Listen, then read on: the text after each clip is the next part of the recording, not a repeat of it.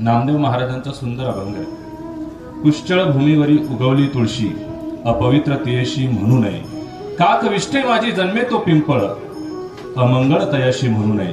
दासीचे या पुत्र राज्यपद लाभे, उपमा मागील देऊ नये.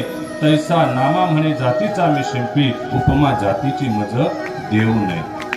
हे सांगण्यामागचं कारण असं आहे, नामदेव महाराज म्हणतात की एखाद्या उकिरड्यावर तुळशी उगवली म्हणून काही तिचं महत्व कमी होत नाही, तिची पवित्रता कमी होत नाही.